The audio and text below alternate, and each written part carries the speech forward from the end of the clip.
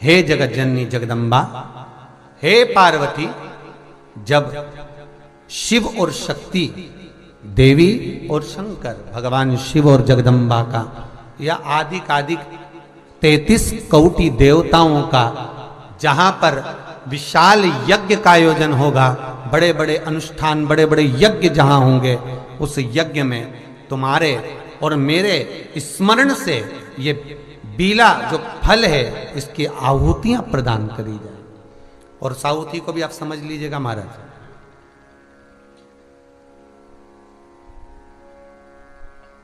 एक वो भी आप समझ लें कि जैसे अष्टमी तिथि या नौमी तिथि किसी भी महीने की, चाहे शुक्ल पक्ष की हो चाहे कृष्ण पक्ष की हो, अष्टमी और नौमी तिथि ये दो तिथियां ऐसी हैं, मान लो तुम्हारा पैसा तुमने किसी को दिया 5 लाख, 4 लाख, 3 लाख, 10 लाख, 8 लाख, 2 लाख, 50,000, 25,000, 20,000, 40,000 और वो पैसा नहीं दे रहा आपको, आप हार गए कह के कर, फोन लगा कर, भैया दे दे रहे, परेशानी है, दे दे रहे भैया, हम तो परेशान हो गए, और हार गए, नहीं मिल रहा, बहुत परेशान। तो महाराज किसी भी अष्टमी या नौमी तिथि के दिन आप मां जगज्जननी जगदम्बा का शिव के साथ में, शिव शक्ति का स्मरण कर कर देवी के नाम की 9 आहुतियां, सूखे बीले की, मतलब बीला जो सूख चुका है, फल जो सूख चुका है, उसकी 9 आहुतियां अग्नि में शंकर और सती के नाम से, शंकर और शिव के नाम से समर्पित करें। और आखिरी आहुति जो समर्पित करें उसमें थोड़ा सा भाग तिल का, और तिल भी काली नहीं चढ़ती उसमें, श्वेत तिल का भाग उसके साथ लगाकर समर्पित करें, और जिससे धन लेना है उसका नाम लेकर वो समर्पित करें महाराज, उसको सुध आएगी और वो पैसा किसी भी हाल में आपके हाथ में थमाकर जाएगा ही, ये पक्का है। उसकी आहुतियां, हे जगज्जननी, हे जगदम्बा, तेरा नेत्र बिंदु से जो प्रकट हुआ वृक्ष है बेलपत्र का, उस वृक्ष की एक एक जड़ हो, टहनी हो, डाली हो, फल हो, शूल हो, वो सब मुझे अंगीकार है, मुझे स्वीकार। पंच पुष्प में से एक पुष्प पारिजात का फूल, जिसको हार श्रृंगार का फूल भी कहते हैं, जिसको शिडली का फूल भी कहते हैं, पारिजात, हार श्रृंगार। मैं निवेदन करूंगा आस्था चैनल से कि पारिजात का जो पुष्प है उसका दर्शन भी आप सभी श्रोता भाई बहनों को टीवी के माध्यम से कराते जाएं। जितने लोग टीवी पर कथा सुन रहे हैं, जितने लोग फेसबुक यूट्यूब पर कथा सुन रहे हैं, वो भी इस पारिजात के फूल का दर्शन अवश्य करें। और एलईडियां लगी हुई हैं, उन पर भी आप आराम से पारिजात के फूल का दर्शन कर सकते हैं। पारिजात का पुष्प, हार श्रृंगार का फूल, ऊपर से सफेद, नीचे जो उसकी डंडी होती है वो थोड़ी नारंगी होती है, संतरे की कलर की होती है, नारंगी कलर। महाराज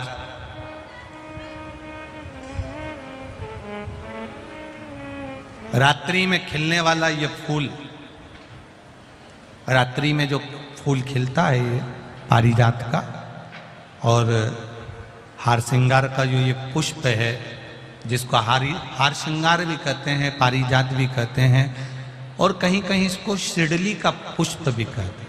ऊपर से सफेद होता है, नीचे उसकी जो डंडी होती है वो नारंगी कलर की होती है। शिव कथा कर रही है,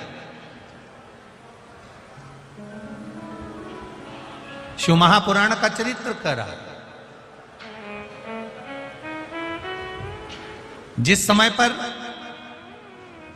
संतान की प्राप्ति नहीं होती या किसी कारणवश, किसी कारण से हमारे यहां वंश की वृद्धि नहीं होती, तब देवाधिदेव महादेव की आराधना पारिजात के फूल से करी जाती है। अब उस पुष्प को चढ़ाने का एक तरीका है। जरा ध्यान दीजिएगा। पंच पुष्प शिव महापुराण की कथा आप लोग सुनने के लिए बैठे हो, बड़ी आस लगा कर बैठे हो, उसको समझिएगा। पारिजात का जो फूल शिव जी को चढ़ता है, भगवान देवादिदेव महादेव को चढ़ता है, जैसे ये शिवलिंग है, मान लो ये शंकर भगवान का शिवलिंग है, ये जलाधारी है, ये जल नीचे गिरने का स्थान। आप लोगों ने पहले कथा सुनी है ना सबने, आपको सबको मालूम होगा। राइट में गणेश जी का स्थान, लेफ्ट में कार्तिकेय का स्थान, बीच में अशोक सुंदरी की जगह। जहां पर यह शिवलिंग रखा है वो माता पार्वती जी का हस्त कमल, शिवलिंग के रूप में, शंकर भगवान के रूप में यह शिवलिंग है। ऊपर से जो एक एक बूंद जलाधारी नीचे गिरती है वो शंकर भगवान की 5 लड़कियां, जया, विषहरा, शामली बारी, दौतली और देव, ये शंकर जी की 5 बेटियां हैं। वंश वृद्धि के लिए, कार्य सिद्धि के लिए, वैभव प्राप्ति के लिए, या अपने हृदय की सुख समृद्धि के लिए, संतान प्राप्ति के लिए पारिजात हार श्रृंगार के फूल की शिव जी को आराधना होती है। हार श्रृंगार का जो पुष्प होता है, अशोक सुंदरी वाली जगह पर हम पारिजात के पुष्प को समर्पित करते हैं। उसकी डंडी का जो मुख है वो शिवलिंग की ओर होता है जब हम अपना सुख सुंदरी पर चढ़ाते हैं, और फूल का मुख इधर होता है। वापिस उसी पारिजात के पुष्प को उठाकर हम माता पार्वती जी के हस्त कमल पर, जो गोल हस्त कमल है, वहां समर्पित करते हैं। उस जगह पर माता पार्वती जी की ओर से जो पुष्प समर्पित किया जाता है, उसकी डंडी पारिजात की हमारी ओर होती है, पुष्प का मुख महादेव की ओर होता है। तीसरी जगह जब हम पारिजात के पुष्प को अशोक सुंदरी पे से उठाकर जगत जननी के हस्त कमल पर रखते हैं, हस्त कमल पे से उठाकर देवादिदेव महादेव के शिवलिंग पर रखते हैं, उस समय पर पारिजात के पुष्प की डंडी शिवलिंग के ऊपर होती है और फूल का मुख अपनी ओर होता है। इस जगह पर पारिजात के पुष्प की डंडी के केसर से ही महादेव को त्रिपुंड लगाया जाता है और महादेव से प्रार्थना करी जाती है। अब पारिजात के फूल का केसर कैसे बनाना है वो भी एक बार आप लोग अच्छे से समझे। जैसे मान लो अभी पारिजात का तो फूल यहां पर नहीं है, पर आप टीवी पर दर्शन कर रहे होंगे। पारिजात पुष्प की जो पीछे की डंडी होती है, फूल सफेद और पीछे जो डंडी होती है नारंगी कलर की, केसरिया कलर की, उसको तोड़ लिया जाता है। तोड़कर ऐसी 25-50 फूल की पीछे की डंडी को तोड़कर उसको रख दिया जाता है। उसको धूप में नहीं सुखाते, केवल घर में उसको एक कटोरी में या थाली में रख दो, वो धीरे धीरे सूख जाएगा। सूखने के बाद उसको पीस लो, पीसकर उसका चंदन तैयार हो जाएगा पारिजात फूल की उस डंडी का। और जिस समय वंश के लिए, सिद्धि के लिए, कार्य सिद्धि के लिए या वैभव प्राप्ति के लिए हम पारिजात का पुष्प देवादिदेव महादेव को समर्पित करते हैं, उस समय इसी को पानी में घोलकर देवादिदेव महादेव को जब आप लगाएंगे तो जैसे केसर घुलती है, केसर का जैसे कलर होता है, केसर जैसी सुगंध करती है, वैसे की वैसे ही ये पारिजात की जो डंडी आप लोगों ने सुखाई है, वही डंडी का जो चंदन बनाया है, शिव जी को लेपन करा है, उस समय पर अपने हृदय की बात आपने जो देवादिदेव महादेव को कही है, बस वही सुगंध हमारे जीवन में आना प्रारंभ हो जाती है। वो पारिजात हार श्रृंगार श्रंभेश्वर महादेव जो नाम है,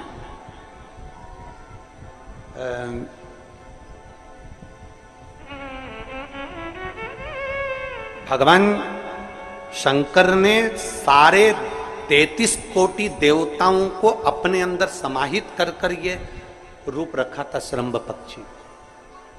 33 कोटि मान लो आपके ग्रह अनुकूल नहीं चल रहे हो, कोई कह दे कि मंगल बेकार है, कोई कहे शनि बेकार है, कोई कहे रवि बेकार है, कोई के बुध बेकार है, कोई के गुरु बेकार है, कोई के शनि बेकार, कोई के ये बेकार, कोई के तुम्हारा ग्रह बेकार चल रहा है, तुम्हारी किस्मत बेकार चल रही है, तुम्हारा भाग्य बेकार चल रहा है। तो पहले तो जो तुमसे कह दे कि तेरा भाग्य बेकार चल रहा है, उसके चरण छू के उसको प्रणाम करके वापिस आ जाओ। क्यों? जिसने पृथ्वी पर जन्म दिया, जिसने नेत्र दिए, मुख दिया, हाथ दिए, पांव दिए, पूरा शरीर दिया, सारी इंद्रियां दी, रहने को घर दिया, खाने को अन्न दिया, अगर कोई तुमसे कहे कि तेरा भाग्य बेकार चल रहा है, तो पहले तो उसको प्रणाम कर कर वापिस आ जाओ। एक शब्द में मत सुनो, वापिस आ जाओ। क्योंकि दुनिया में आप सबसे ज्यादा भाग्यशाली हो जो भगवान ने आपको पृथ्वी पर पैदा करा। कुत्ता बना के पैदा नहीं करा, जानवर बनाकर पैदा नहीं करा, झिंगुर और कीट पतंगा बनाकर पैदा नहीं करा, सड़ते हुए कुत्ते के शरीर में इल्ली पड़ जाती है वो बनाकर पैदा नहीं करा, कीड़ा चूहा बनाकर पैदा नहीं करा। मेरे भगवान ने तुम्हें मनुष्य बनाकर पैदा करा है। जितने पृथ्वी पर मानव पैदा होते हैं ये अपने आप में भाग्यशाली होते हैं, कोई अभागा पैदा नहीं होता। कोई तुमसे कह दे तेरा भाग्य बेकार चल रहा है, तेरी किस्मत बेकार चल रही है, उसके पांव पड़ो, वहां से निकल लो, अपनी पत्रिका लपेटो और वापिस सजाओ जन्म पत्रिका लेकर। भाग्य तुम्हारा बेकार नहीं है, तुम्हारी किस्मत बेकार नहीं है। भाग्य उसका बेकार है जो तुमको कह रहा है कि तुम भाग्यशाली नहीं हो, तुम किस्मत वाले नहीं। भाग्य उसका बेकार है जो पृथ्वी पर जन्म ले लेता है, शंकर जी के मंदिर में एक लोटा जल चढ़ाना चालू कर देता है, शंकर के मंदिर में झाड़ू पोछा करना प्रारंभ कर देता है, वो कभी भी अभागा नहीं होता, वो भाग्यशाली ही होता है। वो अभागा नहीं है, वो भाग्यशाली है। और जितने पृथ्वी पर मनुष्य जन्म है, चाहे वो छोटे से छोटा, बड़े से बड़ा, आपका हाथ पैर शरीर सब भगवान ने दिया है, आपको करोड़पति बनाकर पैदा करा है, फिर भी आप अपने आप को अगर अभागा समझते हो तो आपके ऊपर है। किस्मत वाले हो, करोड़पति बनाकर भेजा।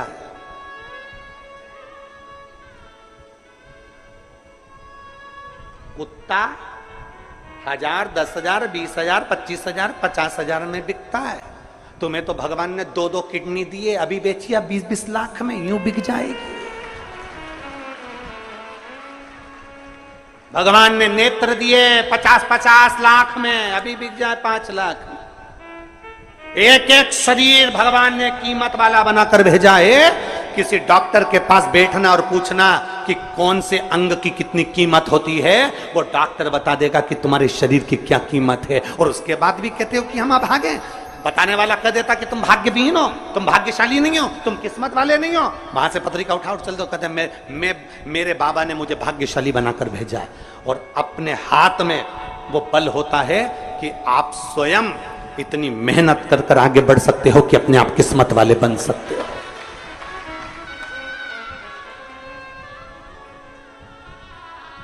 अपने आप। और हम तो बाबा चलते हैं। आप स्वयं भाग्यशाली हैं, आप स्वयं किस्मत वाले हैं। कोई कैसे कहते तुमको कि तुम अभागे हो? ना ना, हमारे बराबर भाग्य नहीं है किसी का।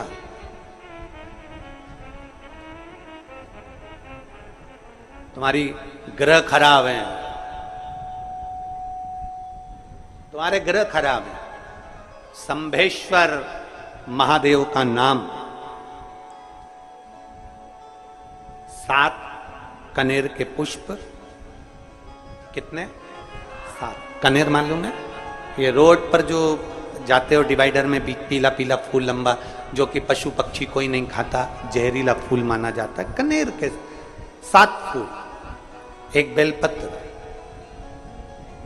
जिस समय पर कनेर का फूल बेलपत्र के साथ चढ़ाया जाएगा तो 7 कनेर के पुष्प सीधी बेलपत्र पर आपको रखना।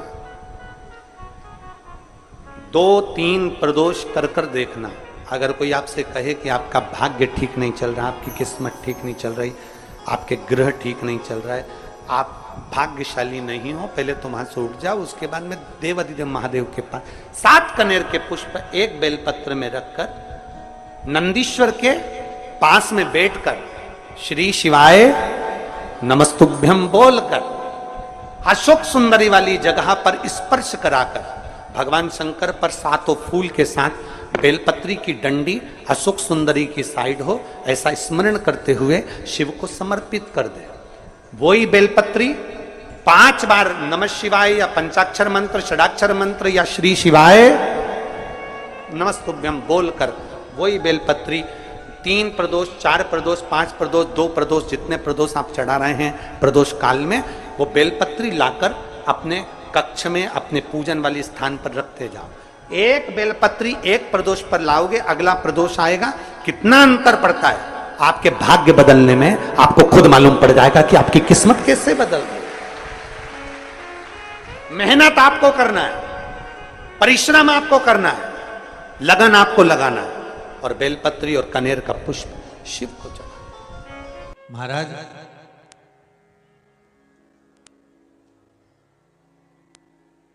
गुलाब का फूल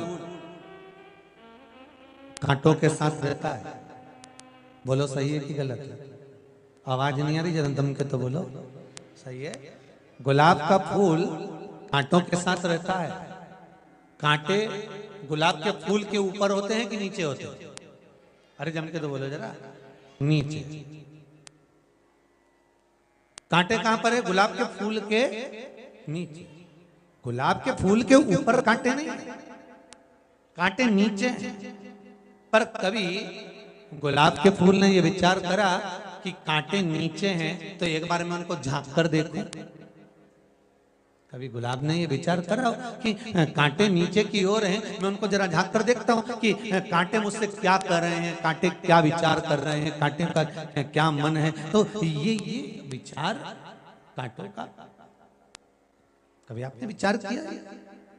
गुलाब ऊपर है, कांटे नीचे हैं, और कांटे नीचे है, ये विचार करे गुलाब का फूल कि ये कांटे नीचे हैं तो मेरे को ये चुभ रहा है कि नहीं चुभ रहा है, मैं इनको ध्यान दूं कि नहीं दूं, करूं कि नहीं करूं, क्या बोलूं इनको। तो गुलाब ने ये विचार नहीं करा। गुलाब तो और आगे की ओर बढ़ता गया, बढ़ता गया, बढ़ता गया, बढ़ता गया, और कांटे नीचे की नीचे रह गए। गुलाब आगे बढ़कर टूट कर मेरे भोलेनाथ जी के चरणों में चला गया। गुलाब टूटा और शिव के चरणारविंद में चला। गुलाब टूटकर भगवान शंकर के चरणारविंद में पहुंच जाता। उस गुलाब को कोई मतलब नहीं कि कांटे क्या कह रहे हैं, कांटों का क्या भाव है, कांटों का क्या क्रम है, कांटों की क्या परिभाषा है, उसको मतलब उसको तो केवल एक मंजिल तक पहुंचना। और एक आपसे भी निवेदन है, बाबा के दरबार में भगवान कुबेर भंडारी की इस पावन धरा पर आप लोग आए हैं, एक निवेदन करूंगा, आप जितनी देर इस कुबेर भंडारी की भूमि पर रहें, बैठें, बाबा से एक निवेदन कर कर जरूर जाना कि बाबा बहुत सुना था इसलिए तेरी धरा पर आए। और ईमानदारी की बात कहूं, 3 दिन पहले से लोग इस पंडाल में जगह संभाल कर रात दिन जाग कर बैठे। 3 दिन हो गए। कितने दिन हो गए?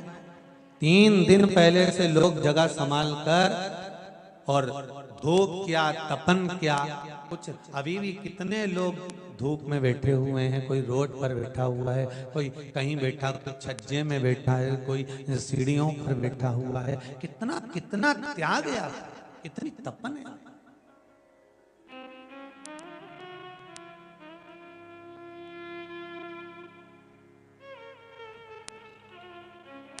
कितनी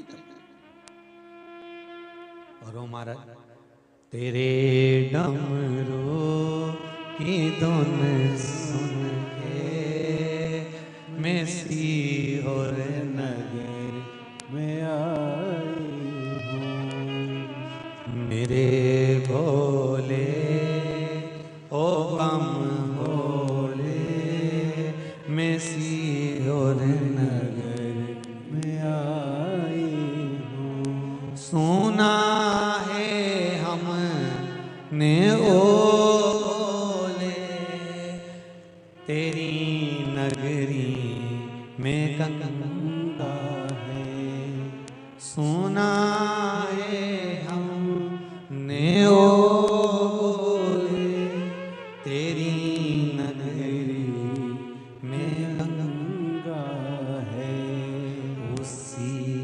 गंगा को नहाने को मैं काशी नगरी आई हूँ। उसी दर्शन को पाने को मैं सीहोर नगरी में आई हूँ। भगवान शिव की कथा कर रहे हैं। आपका विश्वास, आपकी प्रबलता, आपका जो कहा ना कि सुई चुभेगी फूल में तब माला बनेगी, तब भगवान के पास जाएगी। चंदन पत्थर पर घिसाएगा तब भगवान के मस्तक पर लग पाएगा। और संसार में आने के बाद में मनुष्य जब संसार के तपन से तपता है तब जाकर निखर कर भगवान का हो पाता है। कोई साधारणता में हो जाएगा?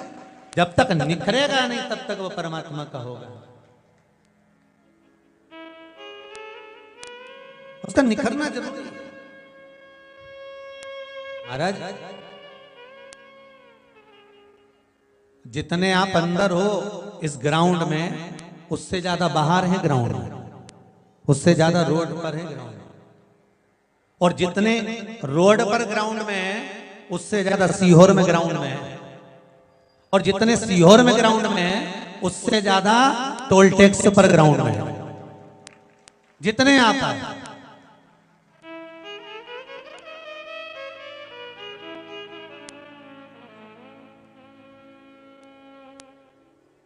बस एक निवेदन है आपसे, अगर आप स्वीकार करें तो थोड़ा हर जगह से प्रेशर आ रहा है कि पब्लिक बहुत आ गई है, बहुत पब्लिक आ गई है, इसलिए एक मन कर रहा है, बाहर भी बात करी गई है। तो अगर आपका मन हो और व्यासपीठ अगर आज्ञा दे और मेरा कुबेर भंडारी आज्ञा दे तो इस कथा को कैंसिल करने का मन है। एक विचार थोड़ा सा है, इस कथा को अप्रैल के महीने में हरिद्वार से खबर आ गई है, तो इस कथा को पूरी उठाकर उत्तराखंड गवर्नमेंट इसको झेलने को तैयार है। तो हमारा मन है कि ये कथा उठकर उत्तराखंड की ओर जाए और हरिद्वार की भूमि पर यही सारे रुद्राक्ष वही की वही क्रम उत्तराखंड की भूमि पर हरिद्वार की पावन धरा पर गंगा मां के स्नान के साथ में गंगा की उस धरा से अप्रैल कौन सी तारीख है? शायद 19 अप्रैल पड़ेगी वो तारीख। तो ऐसा विचार किया जा रहा है क्योंकि थोड़ा सा पब्लिक ज्यादा होने के कारणवश व्यवस्थाएं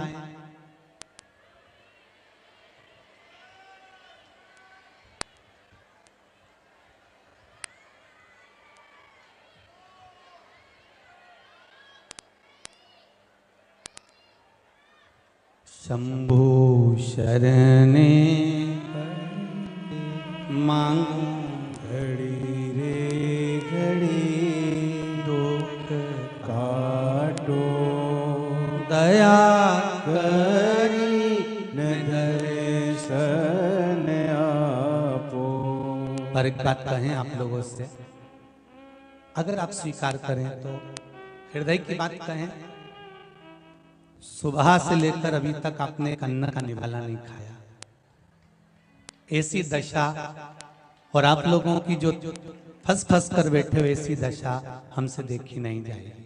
मेरा देवाधिदेव महादेव इसको स्वीकार नहीं करेगा। तो आप सबसे एक निवेदन रहेगा, आज कथा विराम होगी, रुद्राक्ष उत्सव करा है। एक दुख है मेरे को जीवन का, शायद मैं व्यवस्था करने में कमी रह गई होगी, पर आज इस व्यासपीठ से उठकर आप मेरे माता और पिता की जगह पर हो।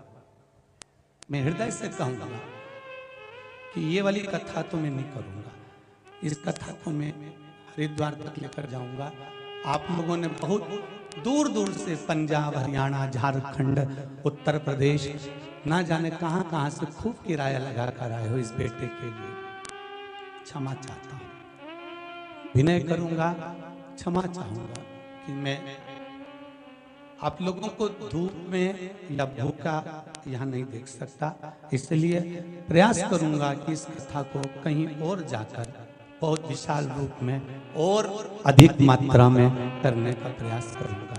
पूर्ण तरह से ये मन बनाया गया है आप लोगों की सुरक्षा के लिए, आप लोगों की व्यवस्था के लिए। बाबा कृपा करेगा, शिव बाबा कृपा करेगा और प्रयास करूंगा कि सीहोर नगर में अब इतने विशाल रूप में आयोजन नहीं कर पाऊंगा, करूंगा तो बाहर जाकर करूंगा। हर हर महादेव।